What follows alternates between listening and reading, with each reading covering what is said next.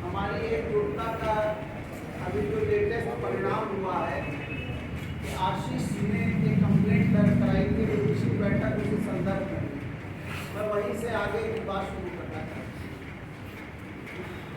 और उसका परिणाम ये हुआ कि उनको 2 गनर शासन की तरफ से दिए, लेकिन उसका खमियाजा मुझे भुगतना पड़ रहा है। 1 गनर मेरे साथ जबरदस्ती रखी है। कल मेरे घर पे मेरे चौकी इंचार्ज आए और उन्होंने कहा आपको 1 गनर शासन से प्रोवाइड किया गया है। मैंने तो मांगा नहीं,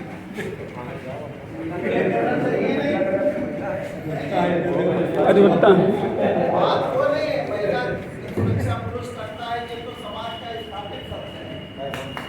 तो वो गनर महोदय मेरे घर जबरदस्ती बैठा लेगा, वो मेरे साथ चल रहा है और मैं परेशान हूँ इस बात से, क्योंकि आज योगी जी की मीटिंग चल रही है मिश्रिक में, प्रशासन वहाँ व्यस्त है, वरना मैं आज ही सुबह एसपी साहब से मिली होती और निश्चित रूप से जानिए कि कल मैं इस पर अपना विरोध दर्ज कराऊंगी। और जो व्यक्ति समाज में अपनी सुरक्षा स्वयं नहीं करता, वो दूसरे की सुरक्षा की गारंटी नहीं। मैं जानती हूँ, मैं स्वयं में सक्षम हूँ और अपनी सुरक्षा कर सकती हूँ, और हर व्यक्ति का सुरक्षा कवच ईश्वर के यहाँ से आता है। किसी की मृत्यु उसके तय समय से पहले हो ही नहीं सकती, कोई उसे मार नहीं सकता। और मुझे कभी सुरक्षा की जरूरत महसूस नहीं। तो पहली बात तो ये है कि आप सबका सहयोग चाहूंगी कि एसपी साहब अगर वापस नहीं करते हैं तो आप उसमें मेरा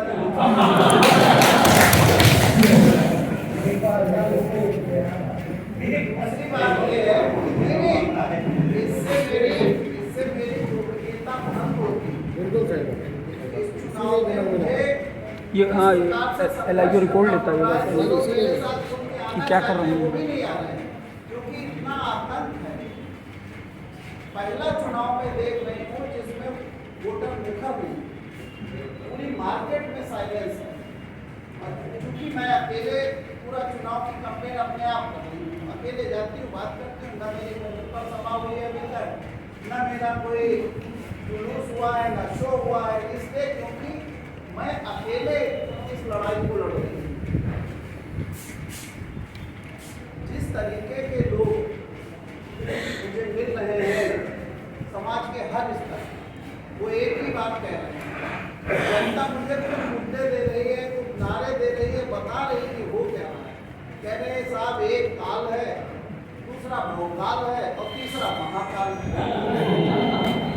बीच में आप आ गए। हमारी आपके साथ संवेदनाएं जोड़नी, हमें आपसे सहानुभूति। आप मैं सहानुभूति किसी की नहीं सकती, क्योंकि मैं अपने को सहानुभूति का पात्र नहीं मानता।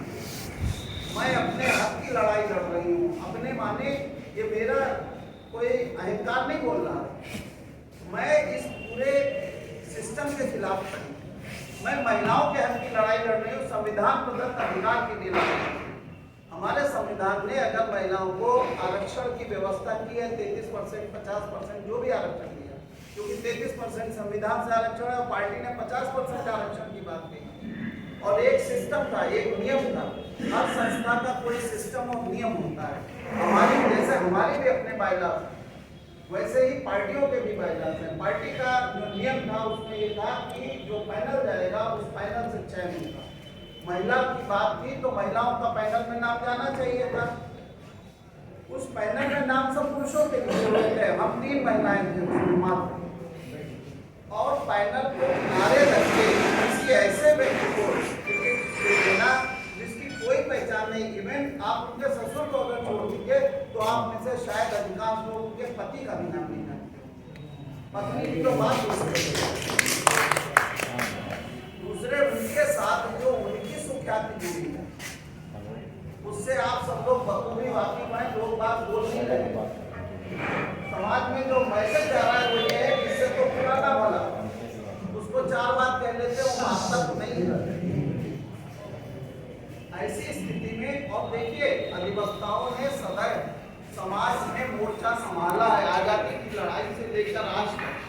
जब तक अधिवक्ता जागृत रहा, राजनीति में सक्रिय रहा, उसने इस देश को दिशा दी, हमारे समाज को एक दिशा दी। आज अगर अधिवक्ता चुप होकर बैठ गया तो आप समझिए कि न्याय की कहीं कोई व्यवस्था रह नहीं जाएगी। आप लोगों का न्याय का दिलाने का काम करते हैं, और अगर आप मेरे साथ खड़े होते हैं तो आप समझिए सीतापुर की जनता को आप न्याय दिला पाएंगे। ये एक ऐसी लड़ाई है मेरी कि जिसमें मुझे आपके सहयोग की जरूरत है। मुझे मजबूती तभी मिलेगी जब मेरे साथ ये हजार हाथ के रूप में मेरे भाई लोग हैं, क्योंकि आप सब में वो क्षमता और ताकत है। जब आप बहुत छोटे से एक दलील से पूरा मुकदमा जीतते, आप निर्दोष को बचाने के लिए कितनी छोटी छोटी चीजों से अपनी लड़ाई लड़ते हैं। तो मेरे पास तो सारे हथियार हैं, सारे एविडेंसेस सामने हैं पब्लिक के बीच। अगर मैं पार्टी से लड़ सकूं तो मैं यहाँ की ये संस्था में माफियावाद से नहीं लड़ सकता।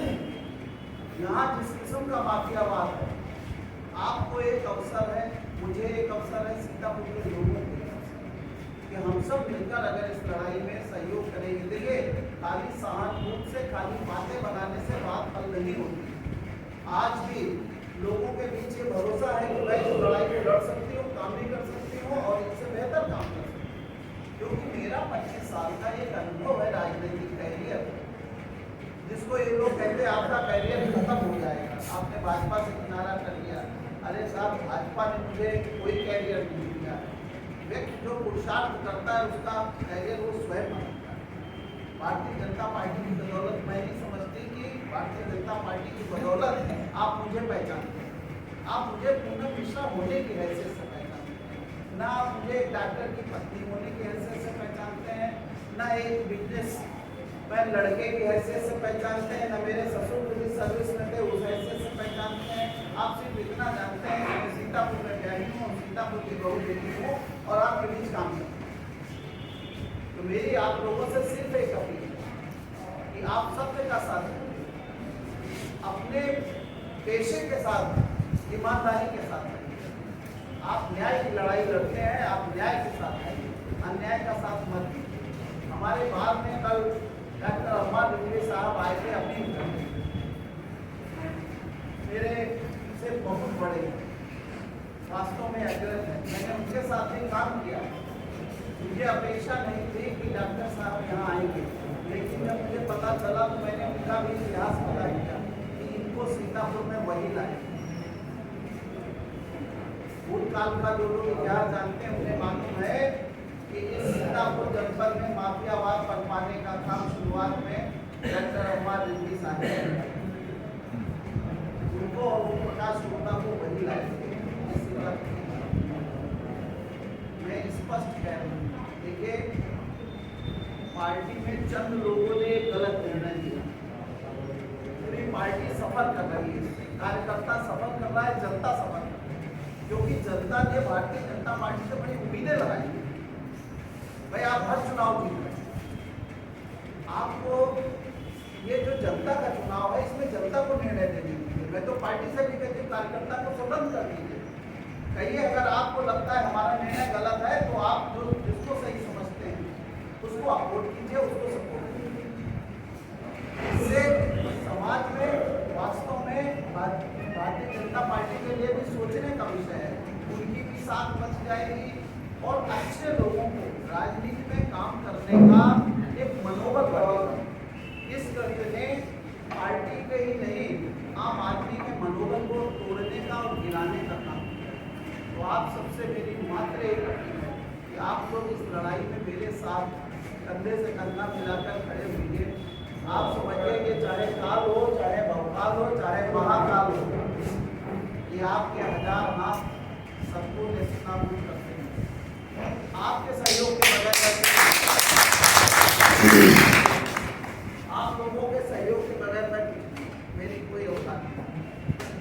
लेकिन जब आप मेरे साथ खड़े हो जाते हैं, आपकी ताकत लग जाती है ना, तो मुझे उतना ही, आप समझिए, मेरा इतना बल बढ़ जाएगा। मैं डरते मैं वैसे किसी से नहीं, लेकिन फिर की तरह ही खत्म हुई, क्योंकि व्यक्ति का रक्त और चरित्र कभी नहीं बदलता। कोई भी व्यक्ति कुछ भी हो, उसका रक्त चरित्र एक ही रहता है पूरे जीवन जब तक वो जीता है। कल नरेश अग्रवाल साहब यहाँ आए थे बनिया समाज के लिए संदेश के लिए, और उन्होंने उस समाज में जो बातें हैं, मेरे पास उसका वीडियो आया, मैंने उस बात को स्टडी किया। उन्होंने अपने उस वीडियो में एक बात कही लोगों को संबोधित करते हुए कि मैंने इनका पालन पोषण मेरे यहाँ हुआ, अंगुलीमाल थे ये और मैंने इन्हें साधु बना दिया। यानी अंगुलीमाल की छाया तो है ही, ये तो उन्होंने भी स्वीकार किया। और साथ में एक बात उन्होंने और कही कि सीतापुर हरदोई की दूरी बहुत नहीं, मैं आपके बीच विवाद का काम करूँगा, यानी खतरा है, सावधान हो जाओ। ठीक है, डायरेक्ट इनडायरेक्ट बात को तो समझना ही पड़ेगा। हम लोग वकील लोग हैं, हम लोग बहुत महीन बातों को भी समझते हैं। उन्होंने अगर ये कहा कि मैं दीवार की तरह काम आऊँगा, it means there is something very wrong.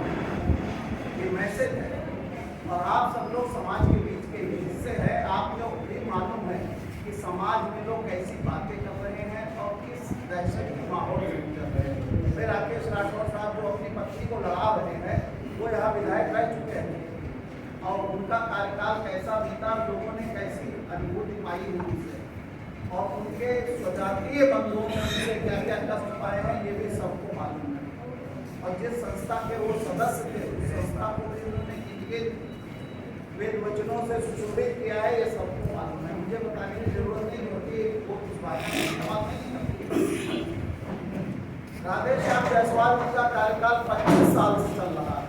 अगर उनकी बहू का कार्यकाल उसमें जोड़ दिया जाए, 25 सालों से मैं यहाँ हूँ, इसलिए 25 साल की बात करती हूँ, जो मैंने देखा और पूछा, कहीं पर कोई काम नहीं। सीतापुर की गति 25 साल पहले जहाँ थी वहीं पर रुकी हुई है। कोई कितना भी क्रेडिट खाए कि हमने सीतापुर में बड़ा काम किया है, कहीं कोई काम नहीं। आज जो समय चल रहा है, इस समय में चाहे राधेश्याम जायसवाल हों जो अपनी बहू के लिए संघर्ष कर रहे हैं, चाहे हमारे अपने बाल के सम्मानित सदस्य भाई आशीष जी हों, उन्होंने भी 5 साल इस नगर पालिका में काम किया है। देखिए, मैं आप लोगों को कोई फायदा नहीं करता कि आपके लिए ठेका पट्टा सड़क व्यवस्था कुछ खराब आऊँगी, कुछ दे पाऊँगी। इतना जरूर है, आपका सम्मान बनाए रखोगे। आप जब भी नगर पालिका आएंगे, आपको कभी इस बात की अनुभूति नहीं होगी कि बहन वहाँ बैठी है और उसने मुझे कॉफी नहीं दी, मेरा सम्मान नहीं। दूसरी बात, आपसे मैं सहयोग दूंगी। मेरा कोई इरादा अकेले नगर पालिका की अध्यक्षी करने का नहीं है। मैं एक अध्यक्ष 30 सम्मानित सदस्य होंगे उस सदन के, और उसके अलावा 30 वार्ड से 10-10 सदस्यों की मैं एक ऐसी कमेटी जरूर बनाऊंगी कि जो अपने वार्ड के कामों की एक लिस्ट बनाए और उनका फीडबैक ले और दे कि काम की श्रेणी का होगा। तो मेरे साथ 331 लोग नगर पालिका की अध्यक्षी करेंगे। मैं सिर्फ आपकी सेवा के लिए रहूंगी कि आपकी राय पे अमल हो और उस तरीके से काम हो जैसा आप चाहते हैं, क्योंकि आप जितने मोहल्लों में रहते हैं उनकी समस्याएं आप बेहतर जानते हैं। हर अभिनेता की ये समस्या है कि वो जहाँ रह रहा है वहाँ गाड़ी नहीं, खर्चा नहीं, या सो तमाम सारी समस्या। इसके अलावा देखिए, लोगों को परेशानी किस चीज़ की है, क्यों इतने लोग इस चुनाव में जूझ रहे हैं और करोड़ों रुपए खर्च कर रहे हैं, क्योंकि जो व्यवस्था है उस व्यवस्था में जो चीज़ें तय नहीं है, कहीं ना कहीं रुपए के लेन देन से, चाहे समाजवादी पार्टी का टिकट हुआ हो और चाहे भारतीय जनता पार्टी का, इन दोनों ही टिकटों में करोड़ों रुपए का खेल हुआ। ये उनके कैंडिडेटर से स्वतः इस्टेब्लिश हो रहा है। हम लोगों को इस फाइट को साबित करने के लिए कुछ और तथ्यों की जरूरत नहीं है। ये परेशानी इसलिए बढ़ी हुई है, वो इसलिए करोड़ों का खेल खेला जा रहा है कि इस नगर पालिका सीतापुर का बजट तो अभी 1 करोड़, ये विद इन नो टाइम ये 3 करोड़ हो जाएगा। इसमें 18 गाँव जुड़ने वाले, तो सीतापुर का विकास विकास कहाँ तक होगा, वो सीतापुर नगर की कहाँ तक फैल जाएगी। और उसमें जो जमीनें जुड़ेंगी ग्राम पंचायतों की, उन जमीनों के आने से आप समझ रहे हैं क्या होने वाला है। जिस चीज मतलब देखिए, दो चीजें हैं, आप निगेटिव एस्पेक्ट की सोचिए और पॉजिटिव एस्पेक्ट। पॉजिटिव एस्पेक्ट उसका ये है कि वो जो जमीनें आएंगी उन्हीं पे नया सीतापुर निर्मित होगा। अगर नगर पालिका के पास अपनी जमीन आ जाती है, विकास निधि आ जाती है, सरकार के 100 ड्रीम प्रोजेक्ट्स में से 100 जिले जो दिए गए हैं, 100 जिलों में एक जिला सीतापुर के लिए इतना पैसा रखा हुआ है, सिर्फ लाने वाले की देर है और उसकी मंशा की देर। अगर आपकी मंशा ये है कि हमारे सीतापुर में भी बड़े बड़े मॉल बने, बढ़िया पार्किंग हो, हमारे बच्चों के घूमने के लिए अच्छे पार्क हो, उनको भी कहीं मतलब रिक्रिएशन के लिए पॉइंट्स, और आप शहर में रहना पसंद करें, क्योंकि हम लोगों की पसंदगी नापसंदगी इस बात पर भी काफ़ी कुछ निर्भर करती है कि हमारे बच्चे यहाँ नहीं रहना चाहते, क्योंकि यहाँ ऐसा कुछ नहीं है कि शाम के टाइम जहाँ वो जा। मेरा परिवार है, मेरे बच्चे हैं, वो कहते हैं यहाँ शाम को कहाँ जाए, कोई जगह ऐसी। तो मेरे जो प्लान्स हैं उसमें एक तो ये है कि रिवर फ्रंट बनाने की योजना है कि उसमें राफ्ट वगैरह डाली जाए, पूरी मार्केट जो ये यहाँ वहाँ लग रही है, ये मार्केट उसके ऊपर डेवलप कर दी जाए। एक तो जो उस मोहल्लों में रहते हैं लोग, उनका जीवन स्तर सुधरेगा, उनकी इधर से कनेक्टिविटी बढ़ेगी, सड़कें खाली रहेगी। पार्किंग की अगर व्यवस्था पे बात की जाए तो यहाँ कई जमीनें ऐसी हैं, जैसे टाउन हॉल का अलॉटमेंट कुछ लोगों को हुआ, वो डर के मारे उस छतरी के नीचे भाग रहे हैं जिसमें 72 से पहले क्योंकि बचत हो जाएगी। बचत किसी की नहीं, योगी जी की सब पे निगाह। और आप समझिए कि बड़े बड़े लोग वहाँ जो है वो खतरे में चल रहे हैं। जिन लोगों ने भी ये सिंपल टिकट दिया है, विदेश दिया है, ये भी वहाँ रडार कर, ऐसा नहीं है रडार करनी है, क्योंकि मैं वकील हूँ, मैं लिखा पढ़ी करना जानता हूँ और मैंने इतना कुछ व्यवस्था कर दी है कि बचेगा कोई नहीं। जो इसमें जितने भी इस आहुति में एक भी हवन में आहुति डाली है, बचेगा कोई नहीं, क्योंकि मैंने एक लंबी लड़ाई की। इस चुनाव में मैं जीत को हार दूंगा। एक चीज पक्की है कि लोगों को बेनकाब करके दम, और इसके लिए इतनी चाहत है कि जिस शहर में मैं रहती हूँ, इस शहर की सूरत बदलनी चाहिए। ये शहर ऐसा होना चाहिए जिसमें हमारे बच्चे रहना पसंद करें, हमें छोड़ के भागने की कोशिश करें। और ये तभी संभव होगा जब ये शहर आधुनिक सुख सुविधाओं से संपन्न होगा। ये कोई सपना नहीं है, ये धरातल पे उतरने की योजना है कि आपके टाउन हॉल में आपका जो मार्केट में पड़ा होगा, ये इतना पुराना है, डिमोलिशन मार्केट, इसमें अगर बेसमेंट में पार्किंग हो और इसमें 4 टावर की मार्केट बन जाए तो आप समझिए बहुत बड़ी समस्या का समाधान है। हमारी कचहरी में भी ये जो बाइक और गाड़ियाँ खड़ी होती हैं वो खड़ी करने की जरूरत नहीं है। नॉमिनल चार्जेस पे आप पूरे मन का एक पास बनवा लीजिए, आपकी गाड़ी खड़ी हुई है, आप यहाँ से जिसमें टहलते हुए गए अपनी, तो ये भीड़ भड़कता कम हो जाएगा। बहुत सारी चीज़ें हैं, ई रिक्शा चलते हैं बेतरतीब, कई बार मुझे डर लगता है कि मेरी गाड़ी सड़क हो जाए, हल्की सवारी पलट जाती है पट कारण जहाँ पैसेंजर ने कहा वहीं उन्होंने गाड़ी खड़ को रोक दी, हल्की गाड़ी ब्रेक मारा जगह। इनके लिए यात्रियों के लिए रास्ते में जैसे स्पॉट्स बने होने चाहिए, वहाँ छतरी लगी हो कि आदमी आए वहाँ रुके, वहीं से उसको सवारी छोड़ेगी, वहीं से उठानी, 4 कदम भाई पैदल चलो, पानी की व्यवस्था हो, वहाँ एक दो दुकानें हों। इस शहर में तमाम लोग ऐसे हैं जिनको रोजगार की जरूरत है। अपनी ये तो सेल्फ गवर्नमेंट, इसमें ना प्रदेश सरकार का कुछ जा रहा है और मन बिगड़ रहा है, और ना भारत सरकार को जिससे फर्क पड़ने वाला।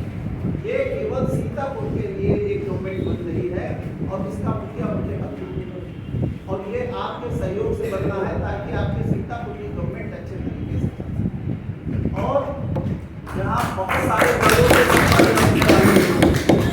किसी की कहीं आस्था, किसी की कहीं आस्था, लेकिन मैं निर्दलीय हूँ, इसलिए किसी दल वाले को कोई कष्ट नहीं होना चाहिए कि आप किसी दूसरे दल को पुष्ट कर रहे हैं। आप अपनी बहन को शिक्षा करेंगे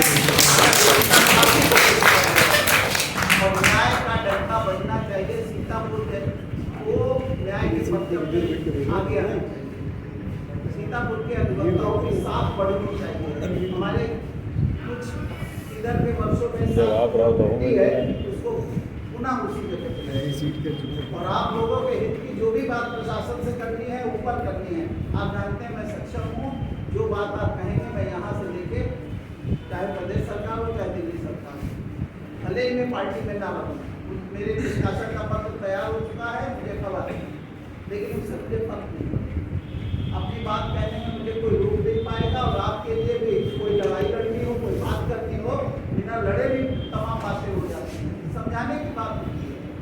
मेरा कोशिश और प्रयास ये रहेगा कि आप सबके लिए भी जो व्यक्तिगत रूप से, सामाजिक रूप से, सामूहिक रूप से, संस्था जो भी समस्याएं हैं उनमें मैं आपके साथ कंधे से कंधा मिला के जैसे अभी तक चलती रही हूँ, आपके हर निर्देश का पालन किया है, वैसे ही आगे भी करूँगी। संस्था मेरी सर्वोपरि है, मेरे लिए मेरा घर है और इस घर से ही मैं चाहती हूँ कि मुझे मजबूती मिले।